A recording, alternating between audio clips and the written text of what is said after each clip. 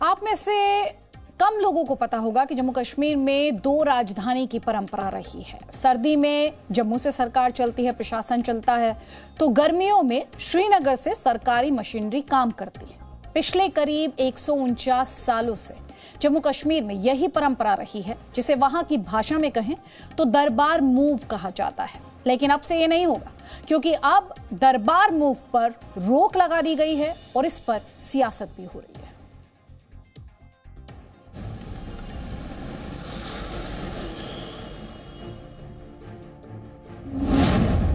एक 149 साल पुरानी परंपरा पर ब्रेक। जम्मू कश्मीर में 6 महीने वाली राजधानी अब नहीं।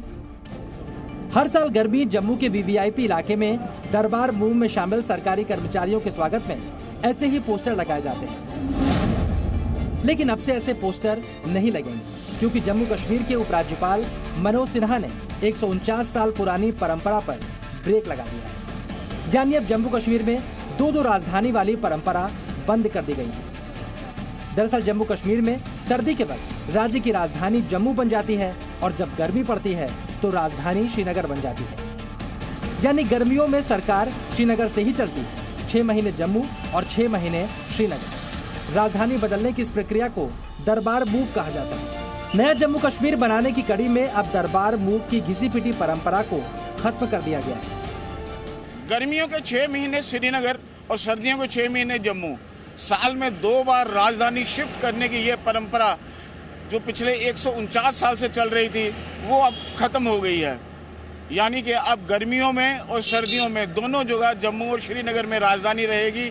यहाँ पे जो ऑफिसेज हैं वहाँ पे रहेंगे, श्रीनगर के श्रीनगर में रहेंगे, जम्मू के जम्मू में रहेंगे। दोनों जगहों पे काम होगा और इससे सरकार को लगभग 200 करोड़ रुपए का हर साल जो एक नुकसान होता था राजधानी शिफ्ट करने में, उसमें भी बचाव होगा। इसके अलावा जम्मू के एम्प्लॉय जो श्रीनगर जब जाते थे तो उनके रहने का बंदोबस्त करना, उनके जो क्वार्टर, उनका रख रखाव, और जब श्रीनगर के एम्प्लॉय जम्मू आते थे तो उनका रख रखाव करना, उनके क्वार्टर्स का, उनकी हर चीज़ जो है पूरी करना, इस सब पे जो है वो लगाम लगेगा। जम्मू कश्मीर में दरबार मूव का इतिहास भी आपको जानना चाहिए। जम्मू कश्मीर के लोगों के बीच प्रशासकीय तालमेल बढ़ाने के मकसद से राजधानी बदलने की परंपरा डोगरा शासक महाराज गुलाब सिंह ने वर्ष 1872 में शुरू की थी। तब महाराजा का दरबार अप्रैल में गर्मियों के महीने श्रीनगर में सस्ता था और अक्टूबर में 6 महीने के लिए दरबार जम्मू में शिफ्ट हो जाता था। इस व्यवस्था को डोगरा शासकों ने वर्ष 1947 तक जारी रखा। वर्ष 1947 में जब जम्मू कश्मीर का भारत में विलय हुआ, तब भी दरबार मूव की व्यवस्था को जारी रखा गया। इस दौरान हर 6 महीने पर राजधानी बदलने पर पूरी सरकारी मशीनरी को श्रीनगर से जम्मू और जम्मू से श्रीनगर शिफ्ट करना पड़ता था। इसकी वजह से राज्य सरकार को काफी खर्च भी करना पड़ता था। एक अनुमान के मुताबिक राजधानी बदलने के दौरान 7 से 8 हजार कर्मचारी एक से दूसरी जगह पर आते थे। उनके रहने के लिए सरकारी क्वार्टर को सजाया संवारा जाता था। ऐसे कर्मचारियों को दरबार मूव के लिए 25,000 रुपए का भत्ता भी दिया जाता था। ऑफिस के रिकॉर्ड शिफ्ट करने, सुरक्षा व्यवस्था बढ़ाने पर भी खर्च होता था। आंकड़ों के मुताबिक दरबार मूव की वजह से राज्य के खजाने से 200 करोड़ रुपए हर साल खर्च होते थे। अब उपराज्यपाल मनोज सिन्हा के इस फैसले से राज्य सरकार को 200 करोड़ रुपए की बचत होगी। इसी के साथ उपराज्यपाल ने सभी दरबार मूव कर्मचारियों को सरकारी आवास 21 दिन में खाली करने का आदेश दिया है। इस फैसले से सरकारी कर्मचारी काफी खुश हैं। काफ़ी अच्छा स्टेप है। अगर ये होता भी है, आप देखिए कितना लॉस भी होता था हमारे एडमिनिस्ट्रेशन को, पैसा कितना वेस्ट होता था, तो ये एक वेलकम स्टेप है। एक नासूर था, जो एक इन्फीरियरिटी और सुपीरियरिटी का कम्प्लेक्स था ये दरबार मूव। आज मैं समझता हूँ ये एक लैंडमार्क जजमेंट आई है और इसमें एक्सचेकर का जो बोझ है 200-300 करोड़ का, वो कम हुआ है। जब दरबार मूव होना महीना वहाँ पर मतलब पहले उस काम को रेगुलराइज होते लग जाता था, तो बड़ी अच्छा ये ऑर्डर हुआ। दरबार मूव की परंपरा खत्म होने से सरकारी कर्मचारी खुश हैं, लेकिन राजनीतिक पार्टियों को फिजूल खर्ची रोकने की योजना पसंद नहीं आ रही। पीडीपी अध्यक्ष महबूबा मुफ्ती ने इस पर भी अपनी आपत्ति जाहिर कर दी। उन्होंने ट्वीट किया, दरबार मूव रोकने का केंद्र सरकार का कदम मूर्खतापूर्ण है। इसका आर्थिक और सामाजिक लाभ गर्मी और सर्दियों के दौरान राजधानी बदलने पर किए गए खर्च से अधिक है।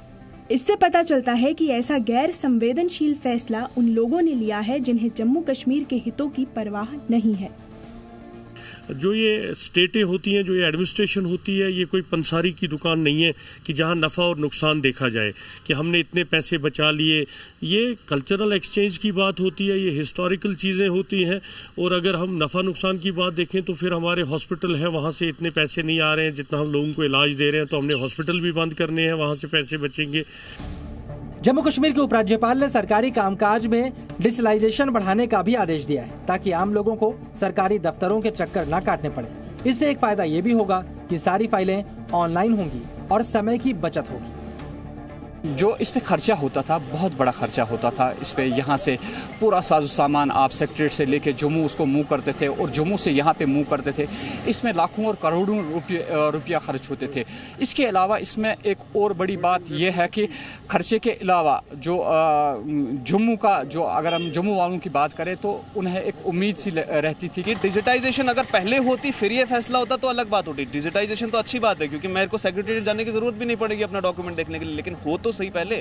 डिजिटाइजेशन में भी अच्छा खासा खर्चा होने आएगा। उन्हें टीम्स हायर करनी है जो अलग अलग डिपार्टमेंट के अलग अलग सेक्शंस को डिजिटाइज करेंगे। डिजिटाइजेशन तो अच्छा स्टेप है, लेकिन होगा कब, ये मसला है, ये सवाल है सबसे बड़ा। जम्मू कश्मीर से अनुच्छेद 370 हटने के बाद से सरकारी और प्रशासनिक तंत्र को ठीक करने की कोशिश हो रही है। पहले जम्मू कश्मीर की सरकारी इमारतों से उसका अलग झंडा हटाया गया, उसके बाद केंद्र सरकार की योजनाओं को जम्मू कश्मीर में आम लोगों तक पहुंचाया गया और अब दरबार मूव खत्म करके प्रदेश सरकार ने प्रदेश की जनता और सरकारी